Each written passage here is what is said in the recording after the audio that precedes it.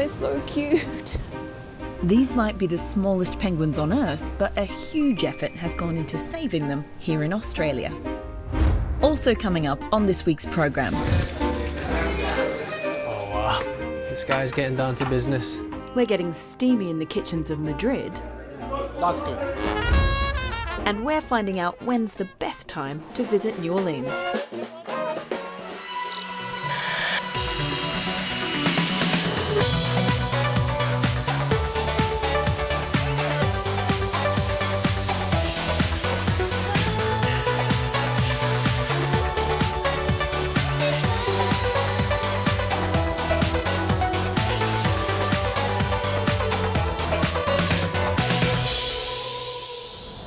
And welcome to the Travel Show, coming this week from Phillip Island off the southeastern coast of Australia.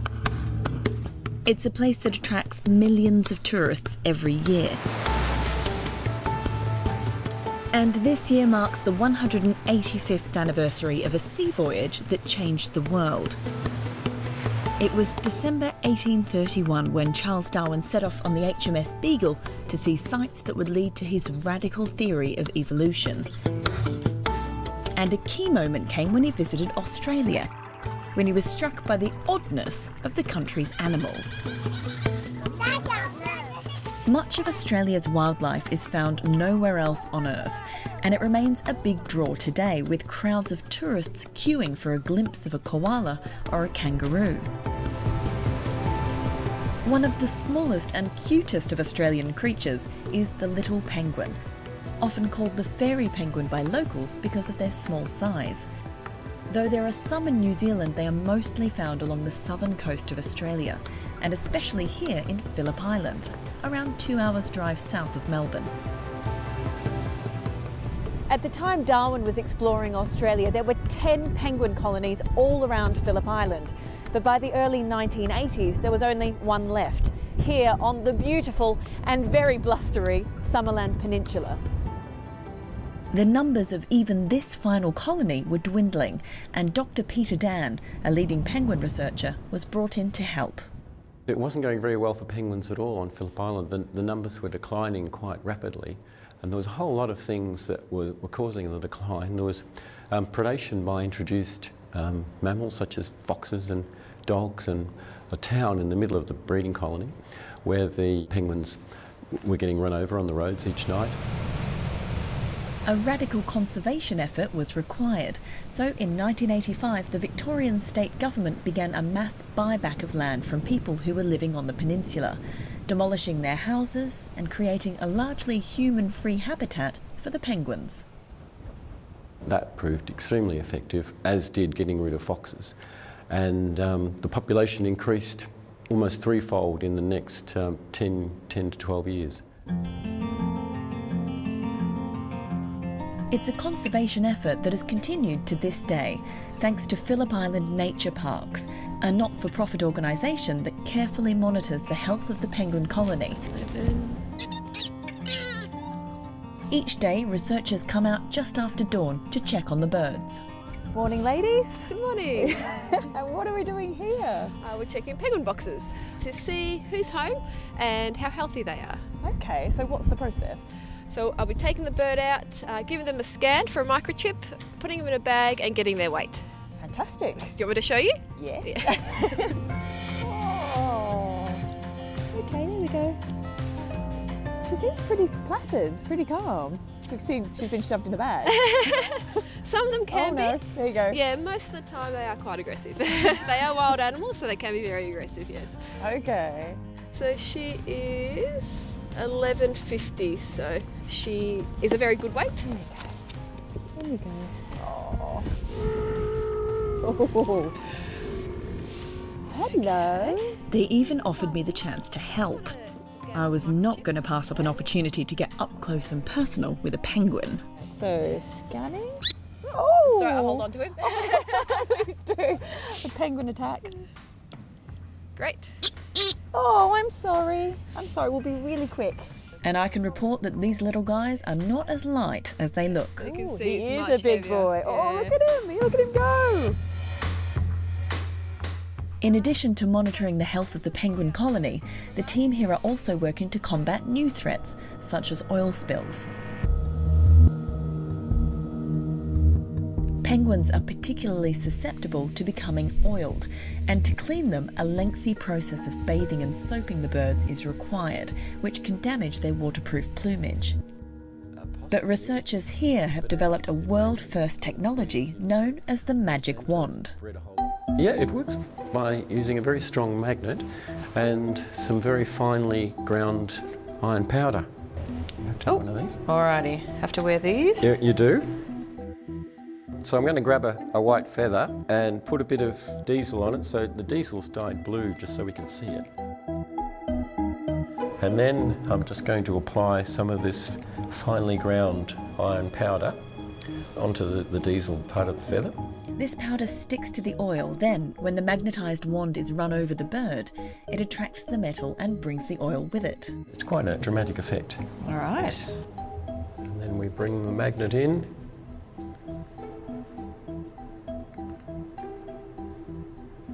And the feather's as good as new.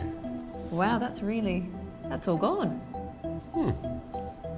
So it's quicker and less traumatic for the penguin? Absolutely. It's far, instead of 20 to 50 days, we think it'd probably take, for small bits of oil, it would probably take less than half an hour, and then they can be released back into the wild. All of this cutting-edge research doesn't come cheap, but luckily these penguins have some powerful friends when it comes to funding: tourists. Not surprisingly, a lot of people want to come and see this very cute penguin species, and each year just under 700,000 tourists come to the centre here, contributing around 400 million Australian dollars to the state economy. Now, while attracting so many visitors no doubt provides an economic boost, but it also presents a challenge. How do you host thousands of people here every night without making life unbearable for the little penguins? Certainly there are some challenges with an attraction such as this. The penguins are our #1 priority, of course. Without the penguins we don't have an attraction, so there's no point in not looking after them. And we know that what we do here is actually virtually no impact to the penguins whatsoever. Even with all these people around, it doesn't impact on the penguins' behaviour. Some of the measures include these boardwalks, which allow the birds to walk freely beneath, and no photography at all, as flashes can damage sensitive penguin eyes. To light the way, there are soft yellow LED lights, just the right colour for minimal impact. The time to see penguins is at dusk, when scores of them come out from the sea and make their way to burrows on the hillside.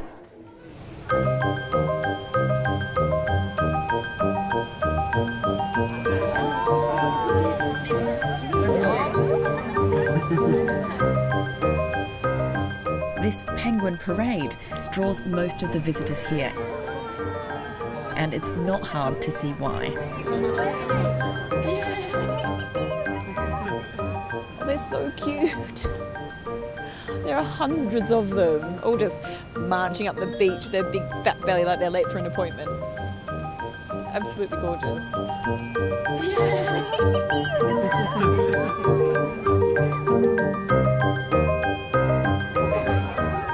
Despite all the challenges, the future certainly looks bright for the little penguins. If all of these researchers and tourists have anything to say about it, Phillip Island's smallest residents will be around and very well protected for a long time to come. Well, it looks like the future's bright for these little penguins. And if you're planning a trip to this wild part of Australia, here are our top travel tips. The little penguins might be Phillip Island's most famous animal residents. But if you're heading there, you might also want to check out the Koala Conservation Centre, where treetop walkways allow visitors a close-up view of these iconic animals. The island is also home to one of the largest seal colonies in Australia. More than 16,000 fur seals live on the southwestern tip of the island. And October to December is mating season, so if you visit then, you'll see the animals sunning themselves on rocks, feeding their young and playing in the water. If you want to see some more of the country's southeast coast, the Great Ocean Road route will take you past some of Victoria's most prominent landmarks, like the 12 Apostles, spectacular stacks of limestone emerging from the ocean. The route starts in the surf town of Torquay, a 3-hour drive from Phillip Island. But there's also a car and passenger ferry service that links the island with the Ocean Road Peninsula. That trip takes 40 minutes. A 2-hour drive inland from the Great Ocean Road is the Grampians National Park, a series of sandstone mountain ranges and forests. September to November is spring here, and it's the best time to catch wildflowers in bloom throughout the region.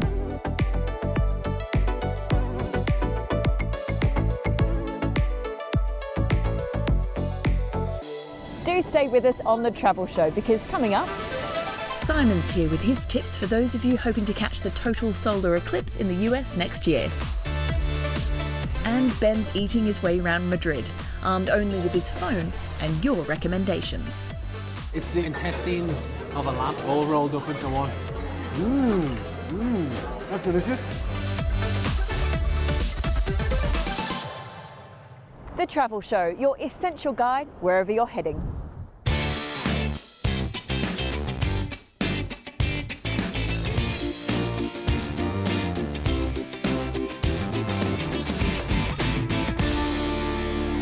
Welcome to the slice of the show that tackles your questions about getting the best out of travel.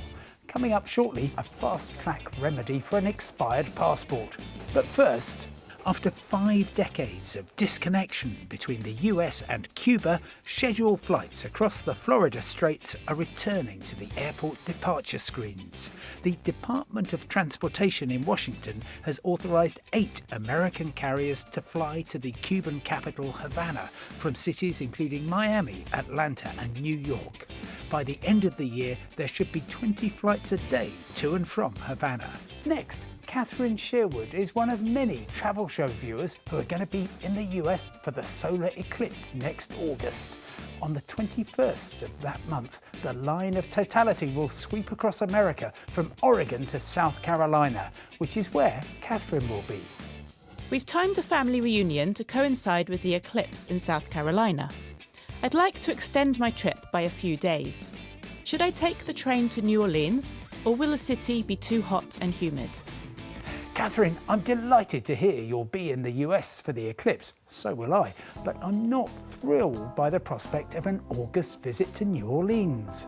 The Big Easy is a great city, but best enjoyed outside summer. The average daily high at that time of year in New Orleans is 33 Celsius, with rain most days, often in the form of a thunderstorm. High humidity adds to this uncomfortable mix. So, for a great experience after the astronomical phenomenon, I'd head high along Highway 11 in the far north of the state. It follows an ancient Cherokee trail along the edge of the Blue Ridge Mountains and gives access to lakes and waterfalls, and it's perfect in late August. Next spring, after cruising in the Azores for a week, we intend to stay on in the vicinity of the capital Ponta Delgado, hopefully to get some good swimming. Any suggestions, please? Brendan, I'm thrilled to hear you're off to the Azores, the great undiscovered mid-Atlantic archipelago.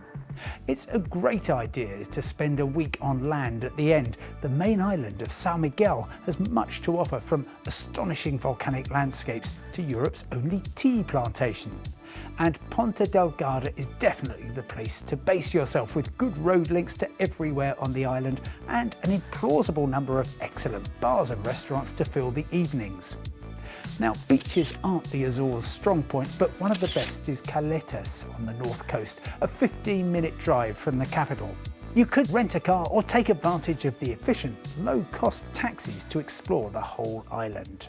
Finally, Zelia Hagasiba got in touch when she discovered her daughter's British passport had expired 8 days before she was due to fly to Cyprus.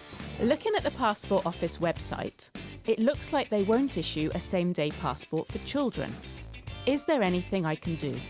Fortunately, I was able to respond just in time. The UK Passport Office does have a fast-track service taking a week or less, which is open to children as well as adults. you have to attend an interview, and Zelia was able to get an appointment the following day. She submitted all the necessary documentation and the precious passport arrived just in time. But save yourself such stress. Go and check the expiry date of your passport right now and take action well before your next trip.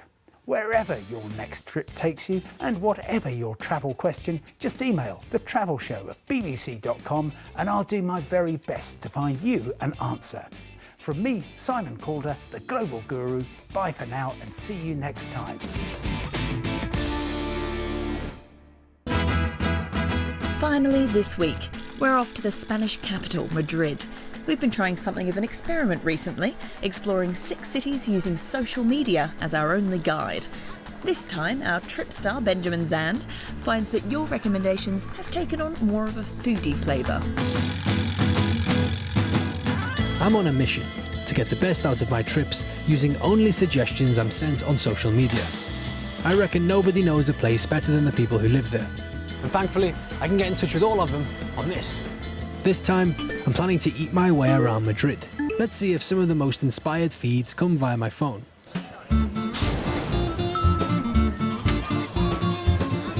El Rastro means the trail. The name's origins relate to a trail of blood that was left by cattle being taken from the nearby abattoir. These days, it's more of a food trail. It's like sardine, gherkin. I don't even know what this is.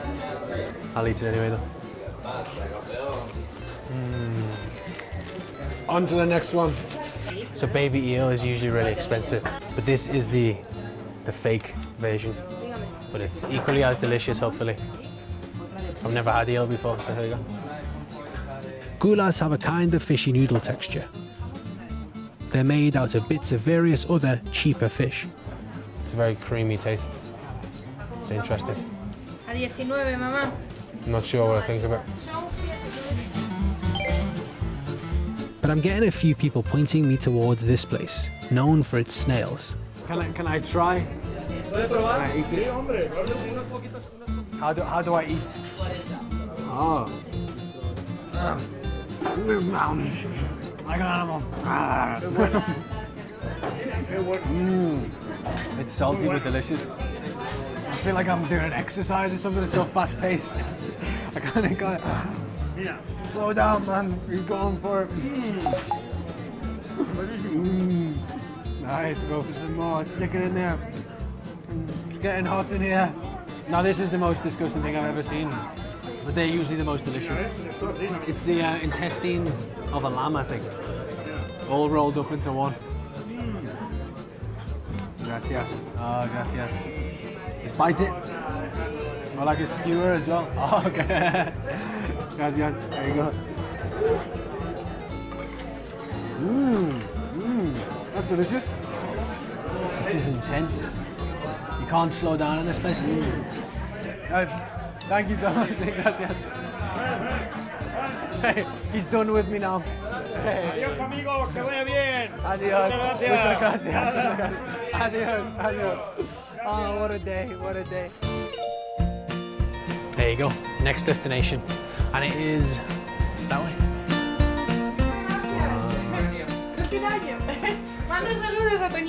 It's famous for its little piggies. Hola. Hola. Wow, look at this. Oh, wow. Oh, so many pigs. This guy's getting down to business. Roasting some piglets. I feel honoured to be in the oldest restaurant in the world. It's an achievement. My family is running the restaurant since 1930. I'm the third generation.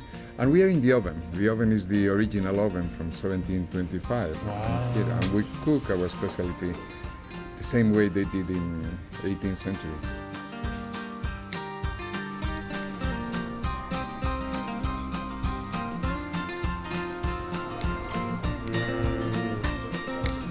It's like if you combine pork and chicken. This would be the result. Yeah. Very young. No, it's so juicy. No, it's so succulent.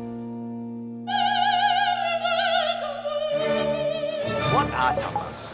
In the 4 years I've been living in and writing about Spain, I've realized that people who visit this country for the first time don't really have a good idea. So, it turns out there's a right and a wrong way to eat tapas, and I've been eating it wrong all this time, according to this guy. So who better to give me a crash course in eating tapas properly? It's a skill for life. Oh, tapas is coming, Tapas is coming. There we go. See, the thing is, you see, we've ordered 2 plates of food, right? And that's key. We haven't ordered 10 different things. Because if you order 10 plates of food, it's going to go cold. And you're ordering things that aren't necessarily the specialties. So you come here and you want your tapas evening to unfold. So that's when I take friends out for tapas, or I go out on my tapas tours. I take people to 4 or 5 places. You go to the specialties and you let it kind of happen and slowly unfold. See, this is a trough down here. There's no rubbish bins you'll see in this bar. Oh, look at that. And that is key for a tapas bar. There's no seats here as well. We're on our feet. And that's key because tapas is almost like fast food. It comes out fast and you might move on. To recap, my 3 tips for doing tapas like a local. Number 1, real estate. Get good real estate in the bar, which means get a spot at the bar. Number 2, tapas are a movable feast. It's not static, so hop from place to place. And number 3, chill out. All right, don't order all your food at once. Get a couple of plates and then let the evening unfold. That's good. And to unwind after all that eating, a bit more eating. And a sunset.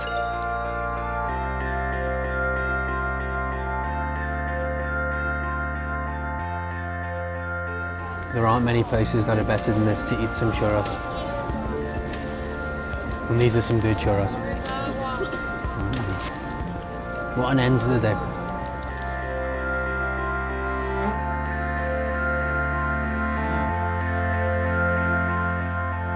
Well, I'm afraid that's all we have time for on this week's travel show. I do hope you've enjoyed joining us for our adventures. And if you'd like to catch up with us while we're out on the road in real time, you can sign up to our social media feeds. If you look down the bottom of the screen now, you'll see the details of how to sign up. Coming up next week, I'll be taking a trip down memory lane with a roundup of some of our best trips from recent months. From a humbling journey to Cambodia, meeting the animals that have been rescued from poachers. So a lot of these traps are designed to maim rather than kill, so they can collect them alive. Yes. To a fantastical robot wonderland in Palm Springs. Here's a hockey bot. And what's that? It's made out of refrigerators. Made out of refrigerators? Yeah. so I do hope you can join us then. In the meantime, from me, Krista Larwood, and the rest of the Travel Show team here in Phillip Island, Australia, it's goodbye.